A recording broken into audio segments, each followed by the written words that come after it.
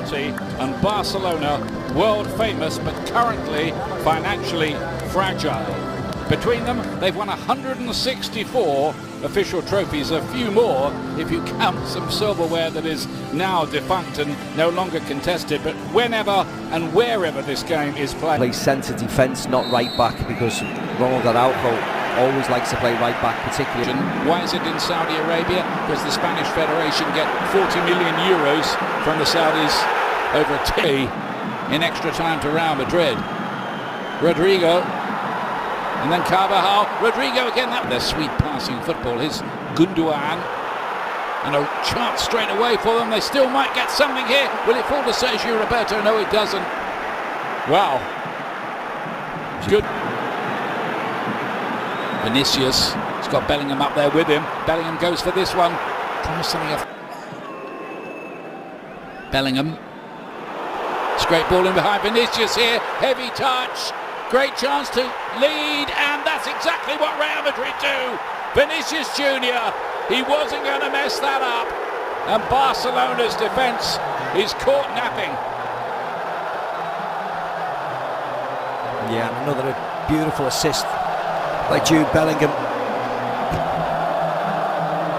Should the goalkeeper have been higher up? Should he have come out earlier? Because it was a big... Yeah. The goalkeeper would come and get that, but he didn't, and they've opened up again here. And this time he's forced into a silverware as a Real Madrid player tonight. There again, Ian. There again. Look at that high line again. It's Vinicius suicidal. Rodrigo, Vinicius waiting. 2-0. I mean, that's just awful, too easy. Just too easy. Barcelona paying a heavy price for some, well, crazy defending, leaving so much space in behind. And Real Madrid, clinical, ruthless. It's like kids' football. You could see that a million miles off. Pedri to pick it up. Torres again with a volley, which hits the bar. And then Lewandowski, and a fine save from Lunin, who's come into the side tonight in place of Kepa. Well, that's the one thing. He's enjoying himself. Looking like they could score with every attack. It's interesting they gave you that graphic. Here's the corner kick. Headed down very nearly. Something for Rudiger. That's a really good ball from him. And then the ball is given away. Well, one back though by Frankie de Jong, a player who was, I think it's only Moreno, and Craig Burley was saying before the game, didn't know he had that one in his locker. Torres here, just overran it. He's out of position now, and Real Madrid, off they go again. A little bit of rust for Pedri, but what a great looking ball that is to Torres. Has to go alone, and a very good save, this time with the feet by Lunin.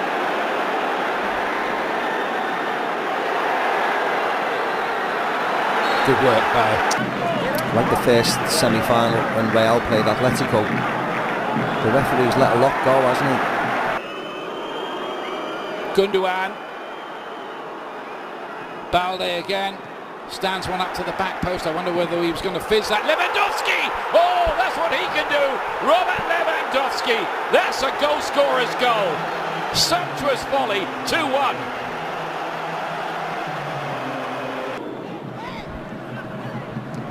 Tchouameni with the ball in. Penalty. Well, is that going to be given as a penalty kick? Let's see. Vinicius is showing. Scores it. 3-1. Real Madrid 2 in front again. Hat-trick for Vinicius Jr. The other one is Liverpool, 2-1 up against Fulham. Now they've got to go down to London for the second game on January the 24th, 2:30 p.m. exclusively on ESPN Plus for that one. Fascinating. Fine, actually. It said before Sergio Roberto got a yellow card for... switch the dynamic a little. Frankie de Jong. Chip forward, down by Torres. At first half, alongside Kane Murray. Corner comes in. Real get it away, only far as Pedri! Oh, that was not very far away. Nearly 3. Medal for putting up with all the pressures and all the problems he's had to contend with at the Barcelona. Lewandowski wide for Ferran Torres, who's been pretty bright so far.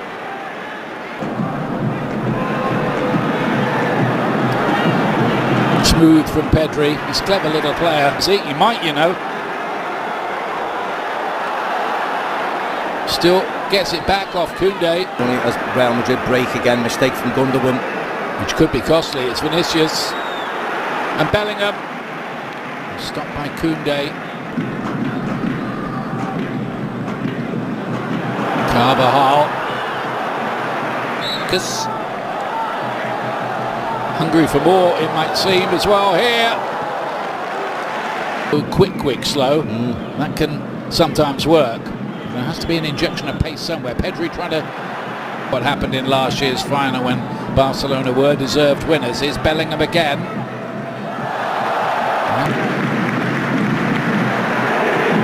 Vinicius again. Got a good angle. Valverde's cross to Vinicius. Nearly. Rodrigo. That's another one. All the goals via Brazil. Vinicius 3, Rodrigo 1, Real Madrid 4, Barcelona 1. And this is just all about pace and running, isn't it? Madrid have got it in abundance in that. And plus, Middlesbrough taking a 1-0 lead as Lamine Yamal tries his luck. 11, which was a bit of a vintage year for Barcelona. It's kind of the high point of Pep Guardiola's. Scored a goal and was named man of the match for Spain against Cyprus as well. It's a Rauco, it's a red card, yeah. So he's gone as well, so Barcelona's night. Little tiny clip, it's far too quick for Koundé. Bellingham with a clever run as well, facing the lower league side. Bellingham this time hit the base of the post. Bellingham, out it comes again, and flash wide by Valverde. Looking for the 1-2 around the edge of the box. Here he is again, big chance, important save. Looney's done well tonight. That was a big save. Opened up for João Felix. Now Carvajal joining the attack. Solemn faces in the Barcelona camp. Vinicius Jr. has just been, unsurprisingly, named as the man of the match, Macca. Yeah, given the MVP award. Rightly so. Don't get many hat-tricks, do you, in Super Cup finals, but he certainly deserved it. He looked very... I don't know how they're going to get that trophy on the plane, Naomi, and that's a big one, that, isn't it? Going to have to be strong, Danny Carvajal, to lift that. Yeah, what about the excess baggage for that? But I think Barcelona do want to get home as well, don't they? The next assignment for both of these clubs is next Thursday in the Copa del Rey. Real Madrid have to play away at Atletico Madrid in the Metropolitano. Given the game they had in the semi-final the other night, the 5-3 game, that'll be one to whet the appetite a little bit. And Barcelona, with their glum-looking president, Joan Laporta, trying to put a brave face on things. Is Xavi under a bit of pressure now? He will be. I don't think he should be, Ian, in my opinion. But of course, manager of Barcelona, they're always under pressure. Even when they win the league, he's under pressure. But I think with the circumstances surrounding the club and the finances and who gets brought in and who has to be sold on, I mean, it must be an incredibly difficult job for Xavi. And the fact that he won the title last year, I think he should be given a significant amount of time. Barcelona just need patience.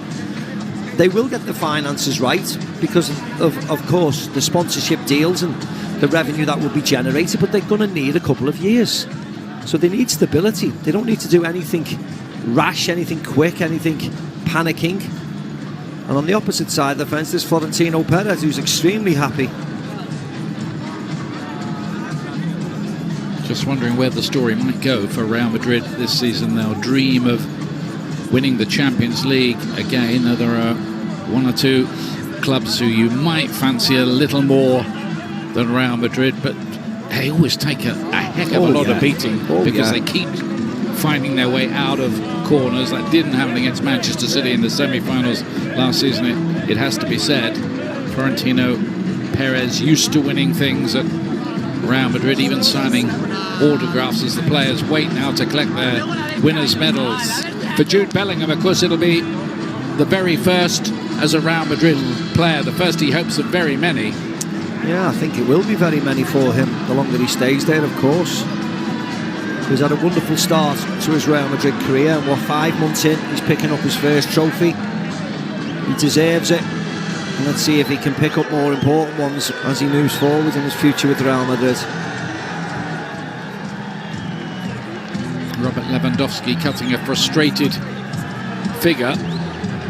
Scored a great goal tonight, and it looked, as Craig was saying back in the studio there, as if that might be the start of a comeback by Barcelona. But that third goal, I think, that killed them really, didn't it? Yeah, it did. And again, it was a defensive mistake. One and all, that Araujo gets caught, and Vinicius Junior, he's not normally someone who dives into the box and gets in headed areas. And Araujo just gets caught and brings him down inexplicably, to give Madrid the opportunity to go 3-1 ahead again. So they can't really build any pressure, Barcelona, to get themselves back in the game. It was a night to forget for them defensively. Really disappointing evening for them. Do Barcelona have to think about a change of style? Can they carry on trying to do what Barcelona did when he was playing alongside Busquets and Iniesta, and they had Messi to cause all the damage? Do they have to adapt to the modern game a bit more? I think they have to adapt when they come up against the very best, whether that's in Europe or in La Liga. They can dominate it against the majority of clubs in La Liga, but once you get to the very best, they can't. There's Albert Luque there in the crowd. So they do have to change it when they come up against certainly the best in Europe, without a shadow of a doubt. Real Madrid winning the Spanish Super Cup for the 13th time in their history. That's still one fewer than Barcelona on the all-time records. Well, they've cut that gap.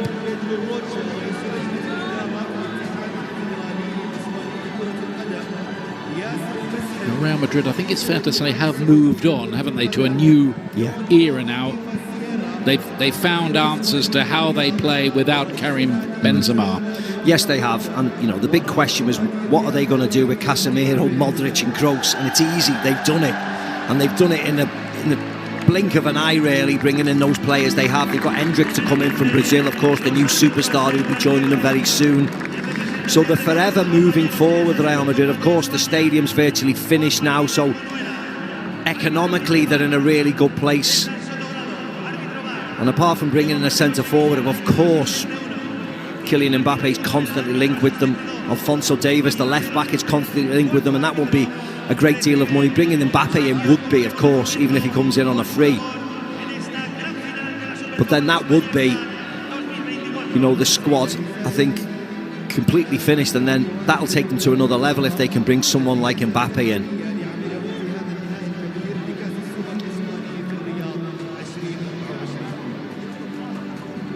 The officials, who of course also play their part in making things go smoothly, as they did, I think, on the night.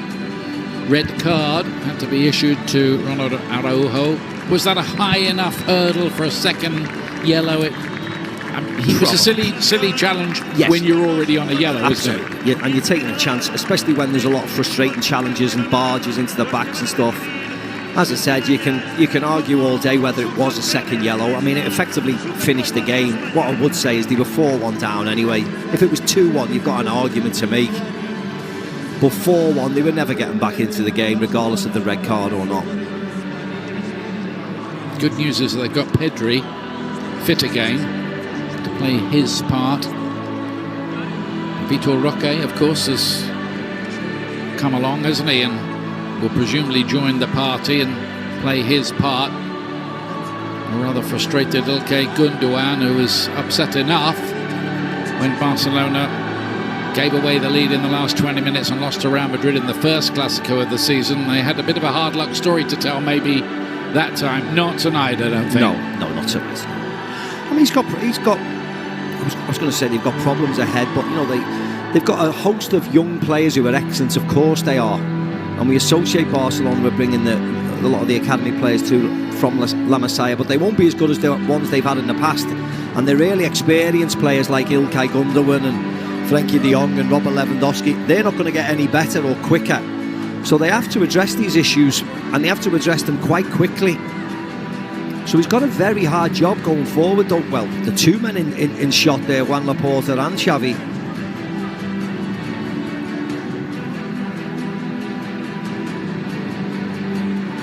Fair to say they won't really relish those runners-up medals, not having won the thing a year ago and won La Liga splendidly last year. They've got to sort out that defence a little bit.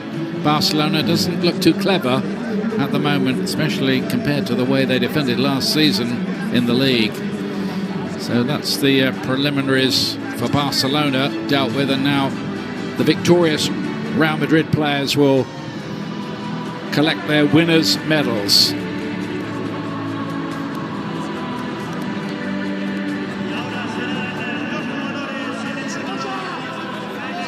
Incidentally, it's past midnight now. They do things late for this tournament in Saudi Arabia, where it's due to stay. Just to repeat, the Spanish Federation are paid 40 million euros per year to stage this tournament, not in Spain but in Saudi Arabia. Of course, that does not meet with the approval of everybody, not by any means, but it's the financial decision taken by the Spanish Federation.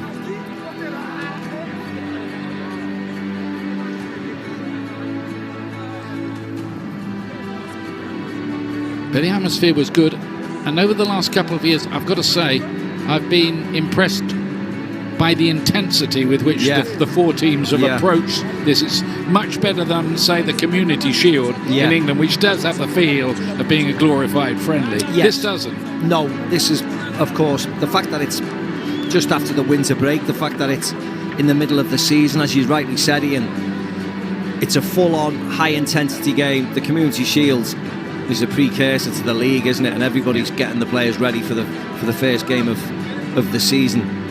So it has got a definitely different feel to it. And that's reflected in the selection of the teams. You can always tell by the teams that the coaches pick. And it was full strength really right the way through for everybody. Not much experimentation, which translates as we want to win this. And Real Madrid have won it, and in some style as well. They've banged in 9 goals over the 2 games. Can't argue with that really. Jude Bellingham getting his first medal. Just thinking, has Toni Kroos got any more room at home for any more winners' medals? Handing over the trophy here to Nacho, born in Madrid. Fitting man to lift it, isn't he? That's the Spanish Super Cup. Safely into the hands of Real Madrid, and of course they'll go through the routine here of the dance and the trophy lift. And this is a club who know how to do it, as you know. You've done it yourself over the time. And it's important for them. It might be the lesser trophy, of course, but it's still vitally important that they get silverware on the boards as soon as they can. The history of the club demands silverware every single year. And if Carlo didn't produce anything, he'd be under pressure regardless of what he's done in the past. So it's important for Real Madrid to bring home the silverware and, of course, get one over on Barcelona, their eternal rivals, really, in Spain. Because when they win the La Liga title, they go to that fountain, don't they, in the middle of Madrid? They can't do that tonight. They can't do that. They can't do that in Saudi Arabia, but they'll enjoy themselves. They'll be quickly back on the plane, and they'll be quickly trying to get into the mode of getting home, seeing the families, and of course preparing for the game next week, the cup match. Carlo Ancelotti, 11 trophies, level with Zinedine Zidane for Real Madrid. 2 Champions Leagues, 2 Club World Cups, 2 Copa del Reys, 2 European Super Cups, 1 La Liga and 2 Super Cups of Spain. The boys from Brazil did it tonight really for them. Vinicius Jr. with a hat-trick, Rodrigo with another one. Barcelona really blown away. Real Madrid picking up the first Spanish silverware of the season, the Super Cup, and deservedly.